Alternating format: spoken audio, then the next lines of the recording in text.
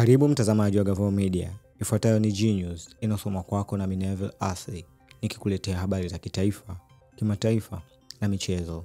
Wajumbe wa bodi ya wadhamini wa Chama cha Demokrasia na Maendeleo, Chadema, kutoka Zanzibar, wamekifungulia mashitaka chama hicho katika Mahakama Kuu Masijala ndogo ya Dar es Salaam, wakidai upendeleo katika mgawanyiko wa maliasili za chama na kunyimwa stahiki zao. Kesi hiyo ya madai ya namba mwaka 2025 imefunguliwa na Said Isa Mohamed, makamu mwenyekiti mstaafu wa Chadema, Ahmed Rashid Khamis na Maulid Ana Komu, ambao wote wamesema ni wajumbe wa hali na mali wa bodi ya wadhamini ya Chadema. Bodi ya wadhamini wa Chadema imetajwa kuwa mdaiwa wa kwanza katika kesi hiyo, na katibu mkuu wa Chadema ametaja kuwa mdaiwa wa pili.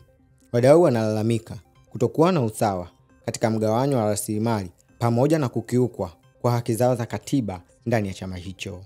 Dodoma, kampuni ya ndege ya Tanzania ATCL inakabiliwa na changamoto nzito baada ya ndege 4 aina ya Airbus A220 kutokutumika kwa siku 279 hadi 721 kutokana na matatizo ya kiufundi na uhaba wa vipuri. Ndege aina ya Dash 8 Q300 imekaa kwa zaidi ya miaka 7 bila kutumika, licha kuwekewa matengenezo yaliyogharimu zaidi ya shilingi bilioni 20. Kwa miaka 6 mfululizo, ATCL imeshindwa kulipa tozo za ukodishaji wa ndege na sasa inadaiwa shilingi bilioni 369.13. Na wakala wa ndege ya serikali, mdhibiti na mkaguzi mkuu wa hesabu za serikali, amependekeza hatua za haraka ikiwemo mapitio ya kimkataba ili kukabiliana na changamoto hizi. Na katika anga za kimataifa, Marekani. Rais wa zamani wa Marekani, Joe Biden, amemlaumu rais wa sasa, Donald Trump, kwa kuvuruga mfumo wa usalama wa jamii na kudai utawala wa Trump umesababisha uharibifu mkubwa katika Marekani ndani ya siku chache za utawala wake.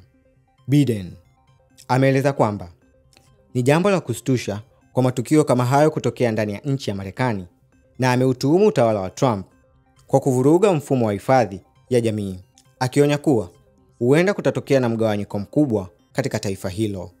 Akitoa hotuba yake ya kwanza hadharani tangu aondoke madarakani, Biden amewalaumu wajumbe wa chama cha Republican kwa kutishia uthabiti wa maisha ya Marekani takriban milioni 73 wanaotegemea misaada ya serikali.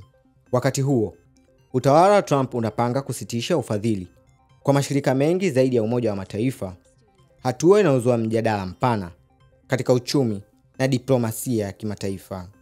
Na kunako viwanjani, Spain, klabu ya Arsenal imeandika historia tena baada ya kufuzu nusu finali ligi ya mabingwa Ulaya mara ya 3 katika historia yake.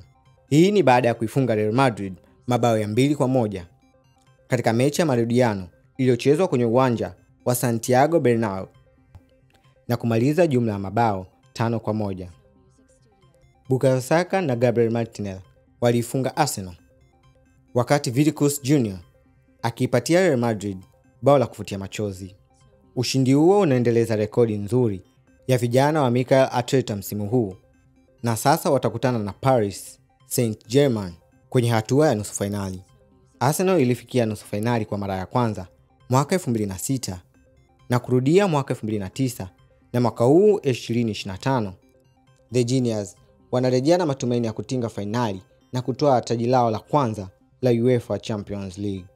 Mpaka sasa tumefikia mwisho wa G-News. Ulikuwa nami Neville Ashley. Usisahau kufuatilia katika mitandao yetu ya kijamii kwa jina la Gavoo Media. Pamoja hatua kwa hatua. Gavoo Media, pamoja hatua kwa hatua.